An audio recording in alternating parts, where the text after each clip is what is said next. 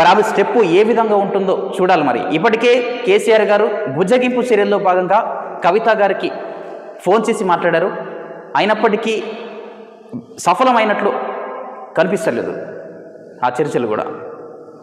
మరి ఏం జరుగుతుందో చూడాలి. మరి కవిత ఏ నిర్ణయం తీసుకొనుంది. అటు ఆంధ్రప్రదేశ్లో కూడా మనం చూసాము, వైఎస్ఆర్సీపీలో సేమ్ కండిషన్ ఇక్కడ తెలంగాణలో కూడా కొంత మేరకు కనిపిస్తూ ఉంది. అక్కడ జగన్కు వ్యతిరేకంగా తన చెల్లెలు వైఎస్ షర్మిల గారు, ఇక్కడ కూడా ఇప్పుడు మరి ఇదే పరిస్థితి రానుందా అని చెప్పి కూడా ప్రజలు చర్చించుకుంటా ఉన్నారు. చూడాలి మరి ఏం జరుగుతుందో.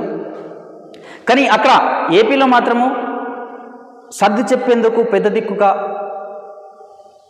వైఎస్ రాజశేఖర్ రెడ్డి గారు లేకపోవడము ఆ వ్యతిరేకతకు ఇంకా ఊతమిచ్చినట్లయింది. కానీ ఇక్కడ మాత్రం బాస్ కేసీఆర్ గారు ఉన్నారు. ఆయనని ఎదిరించే సాహసం ఎవరు కూడా చేయరన్న చర్చ సర్వత్రా ఉంటుంది. మరి బుజ్జగింపులు ఫలిస్తాయా లేదా అనేది చూడాలి మరి ఏం జరుగుతుందో.